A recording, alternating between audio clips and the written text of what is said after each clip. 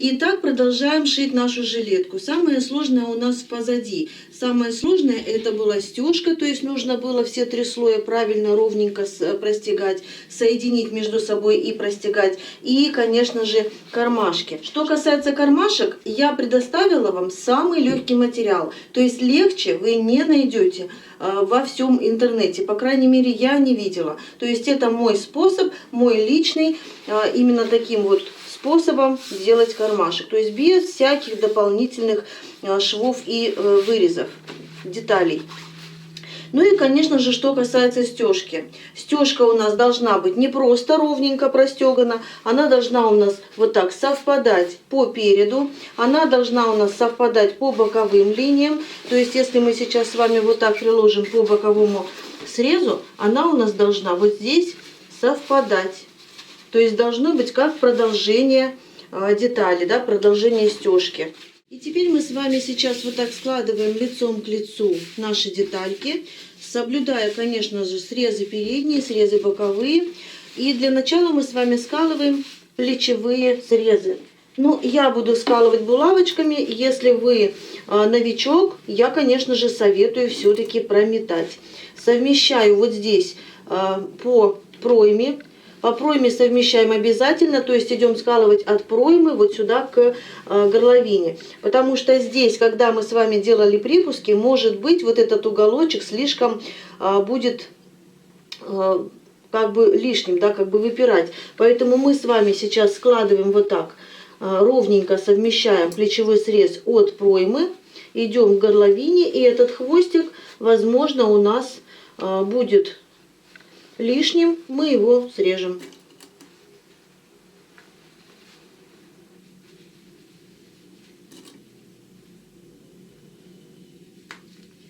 Я приколола, вот так разворачиваю, и у меня хвостик, в принципе, совершенно не лишний. Если я сейчас вот так смотрю, он у меня здесь выглядывает, видите, примерно на сантиметр. Если я вот так разворачиваю, он у меня складывается прям ровненько-ровненько по горловине. Значит, сшивать мы будем с вами прямой строчкой на 1,5 сантиметра. То есть мы переводим с вами иголочку влево, и тогда можно соединить край лапки вот так с краем ткани, и получится у нас 1,5 сантиметра как раз. Значит, сшиваю один плечевой срез, сшиваю второй, и сейчас покажу, как мы будем с вами соединять детали переда и спинки на подкладке. То есть мы делаем это все теперь одновременно и с подкладкой.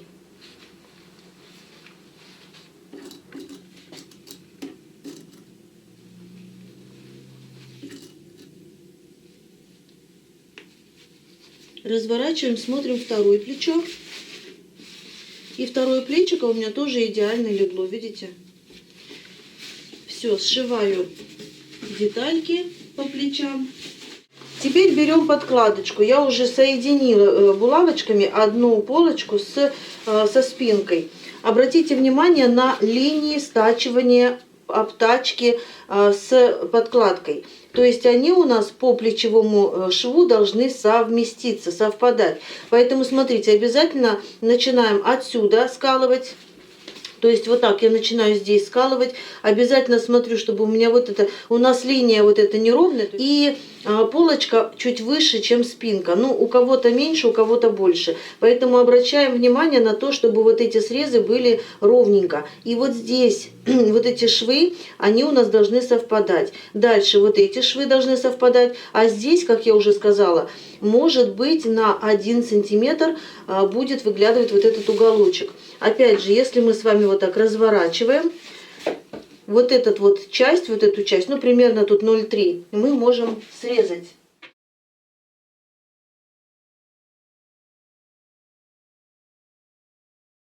Вот так, срезала, подровняла. Прикалываем вторую. Не перепутайте пройма с проймой, горловина с горловиной. И начинаем со стороны проймы. Скалываю. Здесь опять же я смотрю, чтобы у меня совместились вот эти шовчики. Мало того, что я скалываю так, чтобы они совместились, я еще проверяю, вот так разворачиваю и проверяю, чтобы у меня все было правильно. Так, здесь тоже я совмещаю шовчики, разворачиваю, проверяю, совместила, прикалываю дальше. И обязательно смотрю за тем, чтобы верхние срезы тоже у меня были совмещены. Так, сколола, также разворачиваю, смотрю, здесь у меня опять же 3 миллиметра выглядывает, я их просто выравниваю вот так. Сшиваем прямой строчкой и на ширину 1,5 сантиметра. Я уже сказала, как это сделать. Что касается подкладки, длину стежка устанавливаем 2-2,5 миллиметра. Что касается самой жилетки, тканька более плотная, более там много слоев, у нас можно выставить длину стежка 3-3,5 миллиметра. На подкладке я швы заутюживаю. В этот раз я заутюжила на сторону спинки. Так, пока убираем. Что касается основной детали, то есть что касается нашей жилетки, так как у нас синтепон не утюжится, его, кстати, можно пропарить, слегка пройтись вот так, не прижимая, а прям поверху пройтись горячим паром, и он немножечко вот так вот припушится, как будто бы раскроется синтепон. Видите, здесь я прошлась горячим паром, прям сверху. То есть не прикасаясь. А здесь нет, здесь оно у меня гладенькое, а здесь немножко пышненькое, ну хотя бы чуть-чуть. В общем, отвлеклась от плечевых срезов. Значит, мне нужно,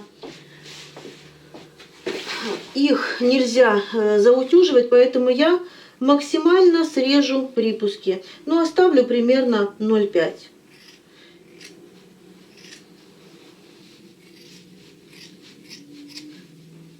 Можно, в принципе, плащевку оставить, слой плащевки, а вырезать только синтепон. Вот так. Ну, чтобы, по крайней мере, утолщения у нас не было. Да? С одной стороны синтепончик вырезали и с другой стороны. Ну, я уже здесь вырезала полностью, поэтому и здесь тоже буду срезать. Тут еще зависит от вашей плащевки. Если она у вас рыхлая, если она у вас сыпется, то, конечно, лучше ее не срезать, а срезать лишние утолщения. То есть срезать по краям вот здесь и здесь, срезать синтепон, а плащевочку оставить. Теперь мы с вами кладем вот так лицом вверх нашу жилеточку будущую. Кстати, можно сразу сейчас промерить горловину.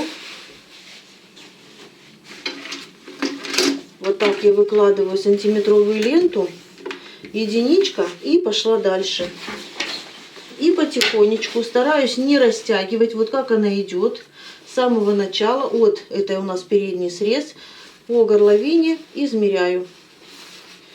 Вот так.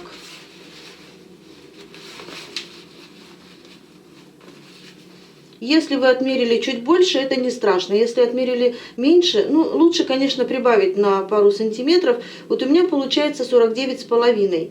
Но я прибавлю сантиметра 1,5, и у меня получается 51 сантиметр. Я запишу эту цифру, и это у меня будет на воротничок. Так, значит, горловина. Ой, опять не пишет. Горловина 51 сантиметр. Так, пускай лежит, пока не до нее. Значит, мы можем сейчас с вами пришить подкладку. То есть мы сейчас складываем подкладку вот так, лицом к лицу к жилеточке, именно лицом к лицу. Скалываем по линии проймы, то есть я начинаю вот так от края, обязательно совмещаю вот эти шовчики по плечам и до края. Скалываем. Ну, можно, конечно же, опять, я не устаю повторяться, я скалываю булавочками. Вы, если новичок, можете прометать. Но сначала можно сколоть булавочками, а потом прометать, чтобы убедиться, что наша сметочка идет ровной стежкой.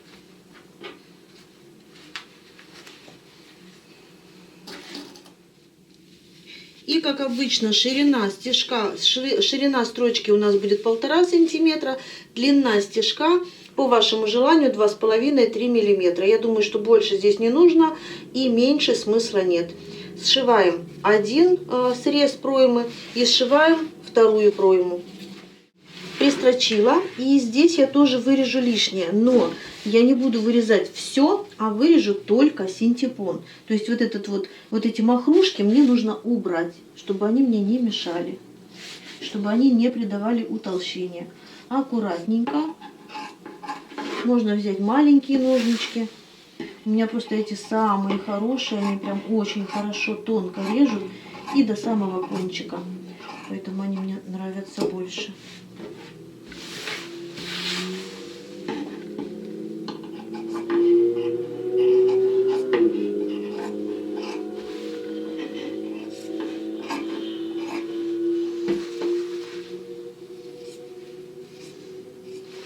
Ну и также отрезаю на второй половинке, на второй пройме.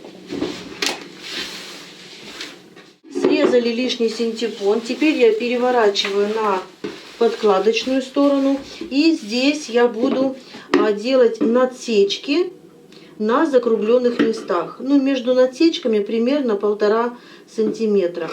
Надсечки делаю таким образом, чтобы примерно 2 миллиметра не доходило до строчки. Вот здесь можно уголочек этот срезать. И здесь уголочки срезать. Здесь у меня в разные стороны шовчик. Вот так, да, я сделала в разные стороны. Вот здесь шовчик, чтобы не было утолщения. Точно так же делаю с этой стороны надсечки.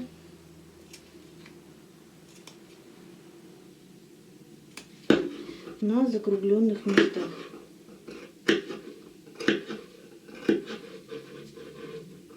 Можно, в принципе, везде вот так пройтись по всей пройме. Надсечки сделать.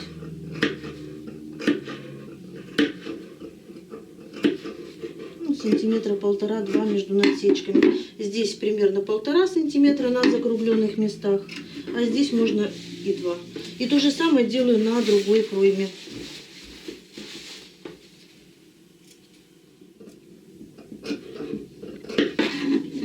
Можно выворачивать.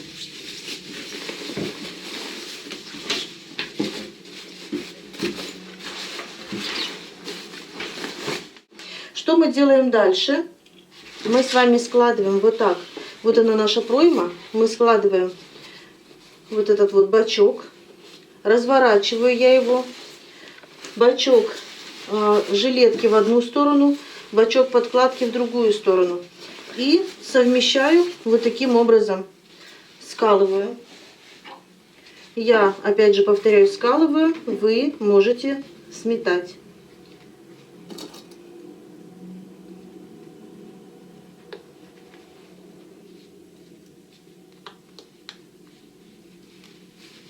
Обязательно делаем так, чтобы вот здесь у нас совпали все швы. Шов проймы здесь у нас идет. Шов обтачки тоже должен совпадать. Так, и вот эти шовчики, которые у нас стежка, тоже должны совпадать. Поэтому скалываем булавочками по стежке.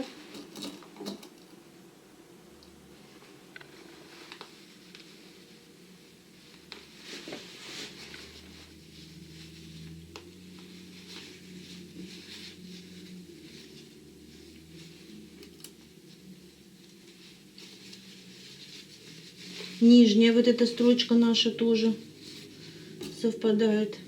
И теперь разворачиваем и проверяем. Если у нас все ровненько, то есть стежка наша совпадает, значит мы с вами сметываем. Если нет, то поправляем и сметываем. Но я сметывать не буду, я уже буду строчить так. Строчу то же самое, точно так же, как и остальные срезы. 1,5 сантиметра шириной строчка и длина стежка 3 миллиметра. То же самое я делаю с другой стороны, но мне нужно в каком-то в одном месте, сейчас я разберу, то есть разверну. Значит, здесь я совмещаю также, то есть скалываю полностью, совмещаю также все свои шовчики. Это я уже сделаю за кадром. Но на подкладочной стороне, вот допустим, от вот этой обтачки, ну, примерно я отложу сантиметра 3. Так. И не зашью. Ну, для новичка, наверное, лучше будет сантиметров 15. От этой метки вот сюда 15 сантиметров я отмеряю. Здесь я начинаю, то есть продолжаю скалывать. Так. И, значит, от этой метки до метки я не сшиваю. Через это отверстие мы с вами будем потом в конце работы выворачивать наше изделие наизнанку. Так будет нам удобнее сшивать все остальные срезы. И этот шовчик мы потом уже прошьем с лицевой стороны. Я покажу как. Итак, сейчас сшиваем боковые срезы. Все проверяем обязательно, чтобы все сошлось. И продолжаем дальше. Теперь вот эти срезы можно также припалить зажигалочкой. Ну или свечкой. Кому как удобнее. Чтобы их дополнительно не обрабатывать. Это будет вполне достаточно.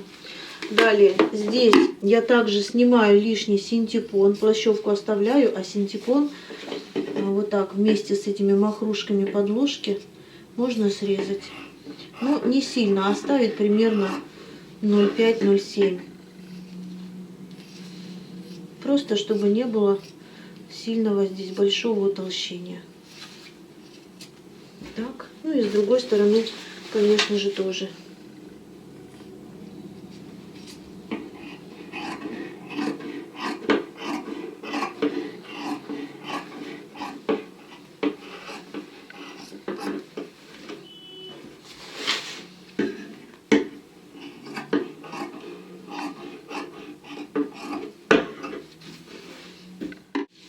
И вот здесь, где у нас сходится пройма, я тоже вот так уголочки срезаю. То есть вот здесь у нас боковой шов жилетки, здесь у нас боковой шов подкладки, а вот здесь у нас сходится пройма. Вот эти уголочки можно срезать, опять же, чтобы нам не мешали, не доставляло какого-то дополнительного беспокойства в этом месте. Да? Ну, то есть, чтобы не было утолщения. Максимально срезали. И с другой стороны, конечно же, тоже все эти уголочки срежем. Вот здесь и на обтачке срежем. И вот здесь, там, где у нас идет проймочка.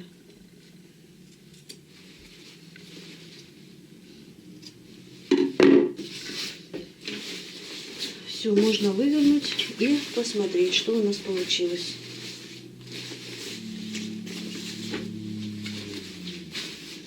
Вот она моя пройма. Здесь можно будет сделать отстрочку по пройме. Ну или припарить паром горячим. Вот такая у нас получается аккуратненькая, красивенькая проймочка. Вот здесь нужно будет в любом случае ниткой, иголкой, да, простегать. То есть вот здесь прям в канавку шва можно будет сюда насквозь пару стежочков сделать, чтобы вот здесь ничего никуда не оттопыривалось. Также и на этом шве, то есть там, где у нас плечевой шов, тоже можно вот так насквозь сделать пару стежочков.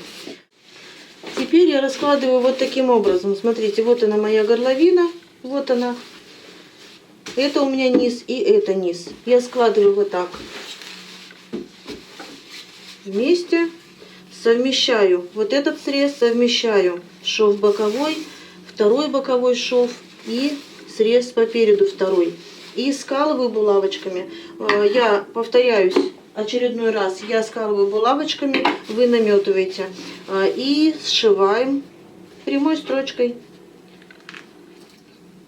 Здесь можно прошивать на сантиметр, на 0,7, не обязательно 1,5. Здесь мы с вами оставляли 5 сантиметров на подгибку.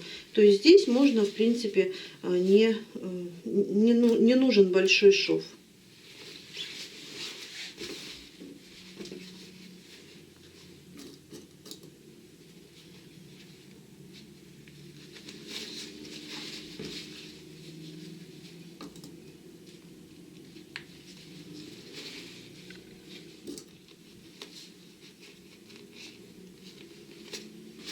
Прошиваем по низу.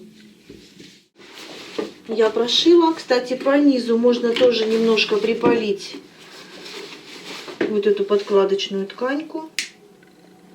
Она у меня, видите, как махрится, пушится. Немножечко припалить и достаточно будет.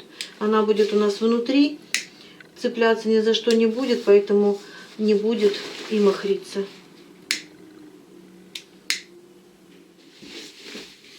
Выворачиваем нашу курточку, нашу жилеточку. Значит, теперь нам нужно выкроить либо капюшон, либо воротничок. Но я все-таки, повторюсь, я склоняюсь к воротничку. Потому что раз у меня открыты руки, то и голову прятать я не считаю нужным. Значит, у меня будет воротничок. Воротничок будет достаточно широким, но я сделаю его сантиметров. Я сейчас даже примерю и на себе посмотрю, какой воротничок я хочу. Ну, возможно, сантиметров 10 высотой. И он у меня будет двойной. То есть и с одной стороны, и с другой стороны он у нас будет выглядеть не так, конечно же, и не так он будет выглядеть, а будет выглядеть именно вот так. То есть у меня будет плащевка с одной и с другой стороны. Я думаю, что стягать его не нужно, воротничок. Я просто сделаю... В общем, сейчас посмотрим, что мы сделаем. Итак, у меня от кроя остался кусочек синтепона. Я думаю, что у вас тоже он остался в любом случае. Теперь смотрите, я откладываю 51 сантиметр, у меня горловина, я себе измеряла, и отрезаю. Так, отрезаю еще один такой кусочек. Но я пока на пробу, я еще не знаю, может быть, у меня будет воротничок одинарный, то есть с одним слоем синтепона. Возможно, я сделаю второй. Значит, что касается ширины воротничка, я уже сказала, я хочу сделать 10 сантиметров. Здесь у меня чуть больше. Я сейчас вот так прикладываю 10 сантиметров и отрезаю лишнее.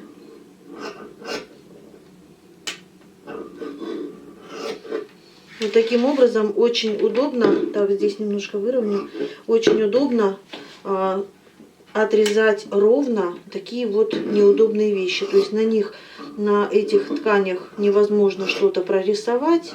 Ну, возможно, может быть и возможно, да, но неудобно все-таки. Можно где-то что-то повредить, поверхность. В общем, неудобно. Поэтому вот так. До сантиметровой ленты, до нужного размера я срезаю. И мне необходимо, конечно же, 2 ширины моего будущего воротничка плюс припуски на швы. По длине я беру также 51 сантиметр.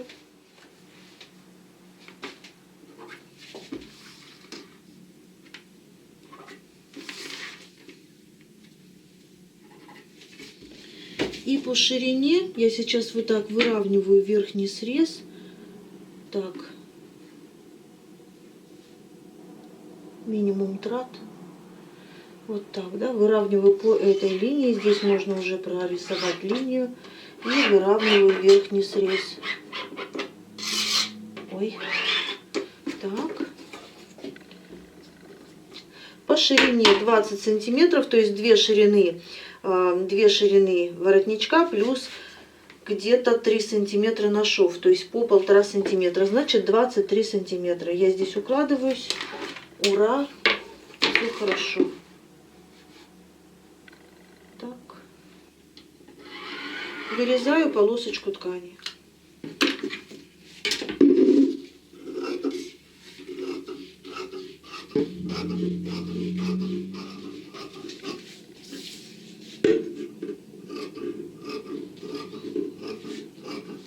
Конечно, полосочку желательно прогладить, потому что есть заломы неприятные, такие некрасивые.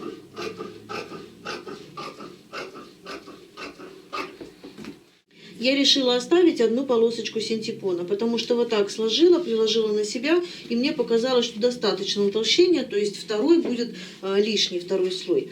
Значит, что я делаю? Мне нужно сейчас приложить синтепон таким образом, чтобы вот здесь у меня оставалось примерно 1,5 сантиметра, а здесь посерединке мне нужно пристрочить прямой строчкой синтепон к плащевке. Можно уже, наверное, здесь не использовать подложку, но это уже зависит от вашей машинки. Если можно, то можно не использовать. Если машинка у вас будет цеплять этот бедный синтепон, то тогда лучше, конечно, подложку использовать. Значит, я сейчас, смотрите, я сколола по этой стороне, то есть на синтепоне, потому что, чтобы мне было видно, где скалывать, да. Теперь я сюда переворачиваю, и по моим булавочкам я скалываю, то есть по вот этим меточкам булавочным я скалываю точно так же, но с этой стороны. Потом те булавочки уберу, потому что строчить я буду по лицевой стороне. И мне нужно знать, где строчить. Так, булавочки вот эти убираю отсюда.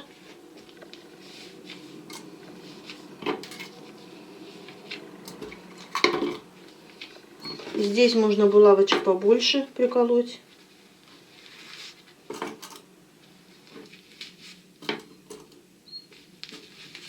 Можно здесь прометать, можно нарисовать прямую линию. И тем самым я зафиксирую поролон, то есть синтепон на месте. И расскажу, что делать дальше.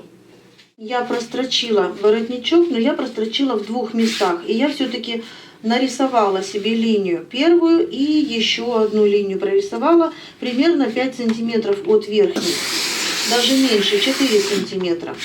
Сейчас я ее припарю, то есть я убираю эти линии паром. Вот надо было сразу мне отгладить воротничок, то есть вот эту вот полосочку ткани. Сейчас я ее попытаюсь отгладить. Вот эта сторона у меня без синтепона. Так.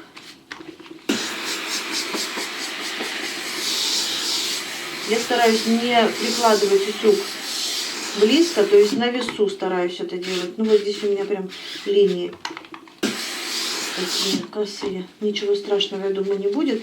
Вот такой у меня получился воротничок. Так, еще раз говорю, 2 строчки я прострочила. Далее, если вдруг вам все-таки не нравится, то есть вы не хотите делать отстрочку и вам не нравится вот эта пышность, хотя она не сильная и пышная, легкая пышность. Вот у меня есть вот такое приспособление, сейчас покажу, тоже сделанное из опилок, примерно сантиметров, наверное, 18 в ширину и сантиметров 25 в длину. И глубина у нее, то есть вот такая толщина у нее примерно сантиметров 5. Значит, можно сделать так. С изнаночной стороны обязательно смотрим, чтобы у нас шовчик был на ребре. Слегка вот так вот припарить. Ну и зафиксировать, опять же, из опилок. У меня эта штучка, кабанчик называется, да? Зафиксировать холодом. Горячим воздухом и холодом. И так по всей проймочке. Так, разворачиваем, раскладываем, все красиво, чтобы оно все было ровненько. И холодом. Кабанчики эти делала я сама. То есть это, в принципе, несложно сделать такие кабанчики при желании. Можно, в принципе, и приобрести. Так, что я еще сделаю? Мне не нравится боковой шов вот здесь, он слишком толстый. Так, мне его нужно, наверное, все-таки высечь. Можно, конечно, попытаться его вот так развести в разные стороны и прошить. Но я думаю, что это будет сложно и некрасиво, дополнительная строчка. Ну, в общем, мне не хочется этого делать. Разглаживать я тоже не могу, потому что все-таки синтепон, да, и он будет у меня очень плоский и некрасивый.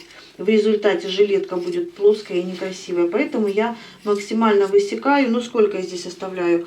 От шва, ну, примерно миллиметров 3-5. Вот так, максимум 5. И только с основной детали, то есть с синтепоном, который, да. С этой стороны я сделаю так же, то есть я подкладочку не трогаю, а именно там, где у меня синтепон. Срезаю. Срезаем аккуратненько, чтобы нигде ничего лишнего не зацепить.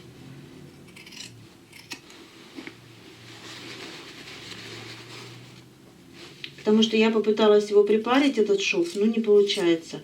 Возможно, если бы он был ровный, то есть если бы у нас жилетка была не приталенная, может быть, выглядело бы лучше. Но как раз в районе бедер почему-то у меня как будто бы топорщится. Поэтому я сейчас смотрю, что у меня получилось. Сейчас припарю вторую проймочку. И вот так вот более-менее получше. Сейчас еще раз припарю. Обратите внимание, да? Стежка моя ровненько-ровненько легла. Прям как надо. Так, припарю сейчас с этой стороны шовчик. Как обычно, я уже немножечко подустала болтать. Болтаю много. Поэтому сегодня я уже заканчиваю. Продолжим завтра. Продолжим как раз это место и продолжим с воротничком. Ну и когда у нас уже будет закончен воротничок, будет закончено по низу, все сделано, можно будет пришивать молнию. То есть у нас осталось в принципе совсем немного.